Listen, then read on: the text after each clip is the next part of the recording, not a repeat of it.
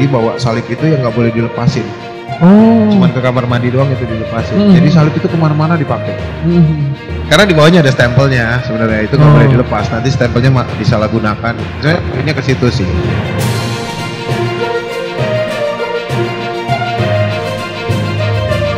Ustadz Stephen yang terhormat, pindah agama itu hakmu.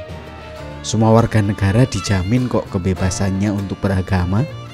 Tapi kalau ngaku sebagai mantan pater atau imam atau pastor atau romo, kami punya hak juga loh untuk meluruskan. Bagi kami, imam itu jabatan resmi yang ditetapkan oleh hukum Gereja Katolik. Dan karenanya ada hak dan kewajiban yang melekat dalam jabatan imamat itu.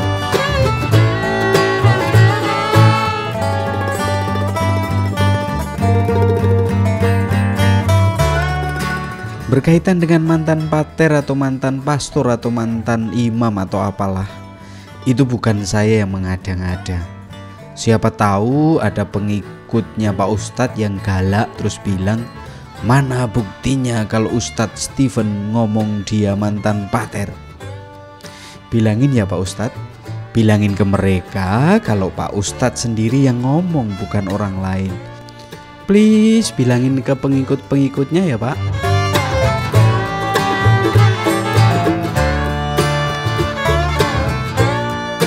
Ya, aku harus lebih berhati-hati gitu dalam memberikan statement atau menyimpulkan segala sesuatu. Kenapa saya yang dipanggil, Mas? Saya pater di katedral. Iya. Itu, saya jelas ordonya. Saya ordo Jesuit. Katedral Jakarta. Saya ditahbiskan di Vatikan langsung. Nomor ordo saya, Mas bisa cek sampai ke Vatikan.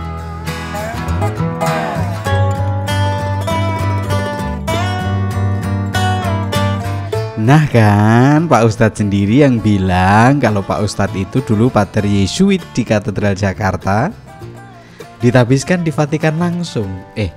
Bukan Vacitan kan? Terus punya nomor ordonya juga. Sayangnya waktu Pak Ustadz nyebutin nomor ordo pakai disensor segala. Tapi itu hak Pak Ustadz lah untuk nyensor. Pak Ustadz, dari cerita atau pengakuan lain saya tahu kalau Pak Ustadz itu mualaf tahun 2000. Berarti di tahun 2000 itu Pak Ustadz masih pater Jesuit di Katedral Jakarta kan? Nah, saya senang. Soalnya gampang kok nyari informasi mengenai hal ini. Di Wikipedia pun ada tuh daftar romo kepala di Katedral Jakarta. Pak Ustadz tahu kan bedanya romo kepala dan romo vikaris paroki? Nih data romo paroki Katedral Jakarta tahun 2000-an.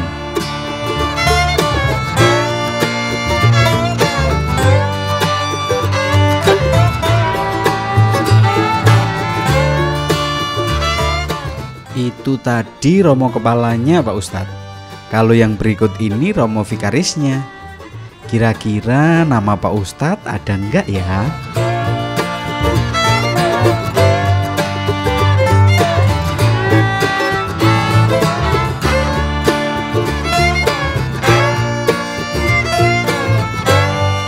Duh, maaf ya Pak Ustadz.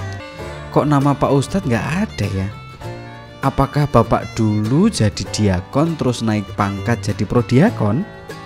Kalau iya, ya maaf kalau nama Pak Ustadz tidak tercantum dalam daftar. Pak Ustadz, saya kasih bocoran dikit ya. Hierarki dalam gereja Katolik itu kuat loh. Banyak hal ada terdaftar. Tahun berapa seorang imam pelayanan di mana? Tahun berapa seorang imam pindah kemana? Riwayat pendidikannya pun ada kok catatannya. Gak cuma imamnya saja sih, umatnya juga kok. Saya mau ngecek apakah umat di Kalimantan, di Sumatera, di Sulawesi sana, apakah sudah menikah atau belum. Bisa kok saya ngeceknya. Jadi kalau ada umat Katolik mau nikah lagi, pasti akan ketahuan deh. Nah, ngerti kan maksud saya?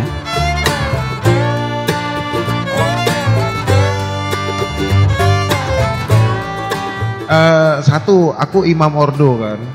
Jadi bawa salib itu yang nggak boleh dilepasin. Oh. Cuman ke kamar mandi doang itu dilepasin. Jadi salib itu kemana-mana dipakai. Karena di bawahnya ada stempelnya sebenarnya, itu nggak boleh dilepas. Nanti stempelnya disalahgunakan. Saya ini ke situ sih.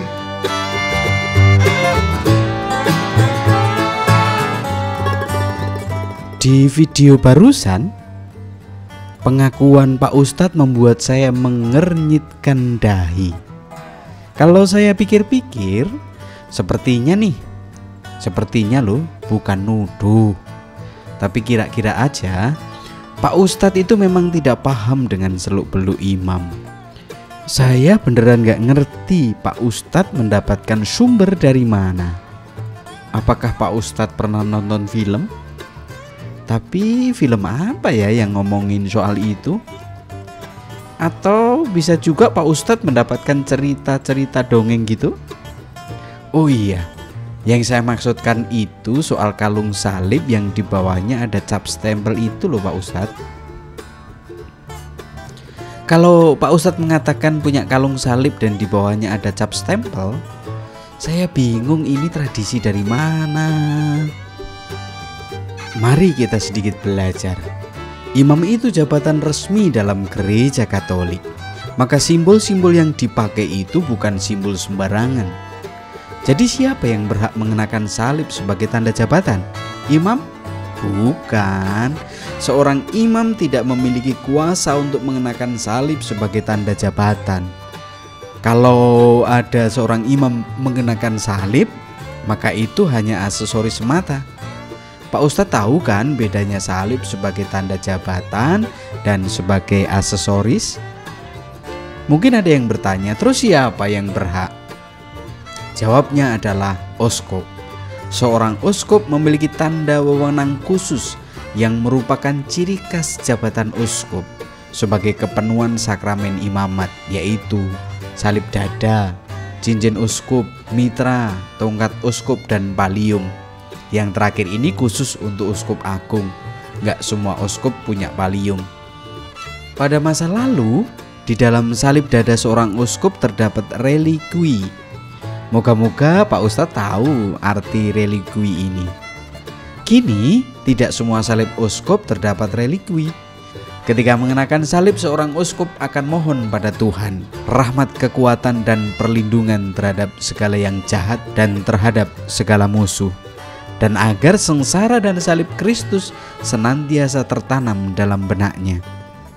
Nah, pada bagian ini saya bingung. Pak Ustadz menyebut mengenakan salib karena Pak Ustadz seorang imam. Apakah Pak Ustadz hendak mengatakan kalau uskup? Saya kasih tahu ya.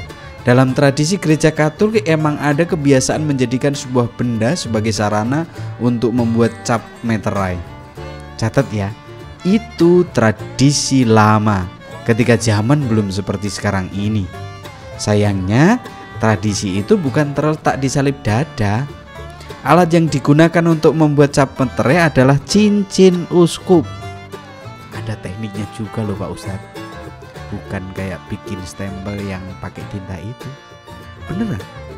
Bukan kayak gitu cara membuat cap meterai menggunakan cincin uskup. Tapi bagian ini rahasia aja ya Pak ya.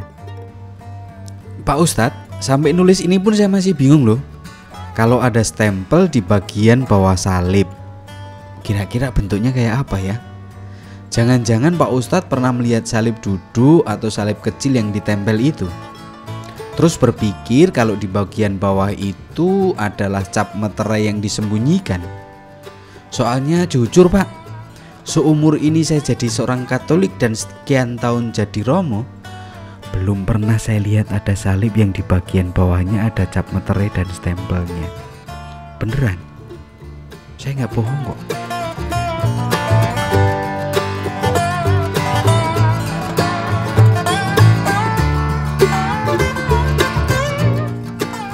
Pak Ustadz, saya mohon maaf kalau ternyata tulisanku ini sangat panjang. Kalau saya boleh usul, silahkan lanjutkan penangkapan ustadz-ustadz palsu seperti di video-videonya Pak Ustadz itu.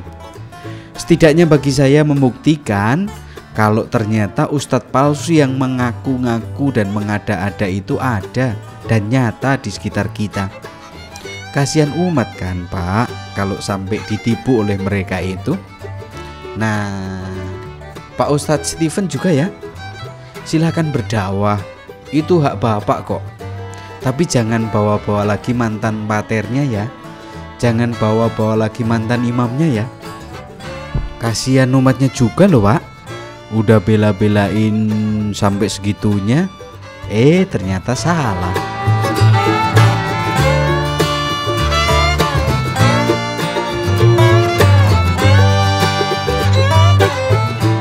Kalau dulu saya nulis surat biasanya sih pakai 4x4 gitu Pak.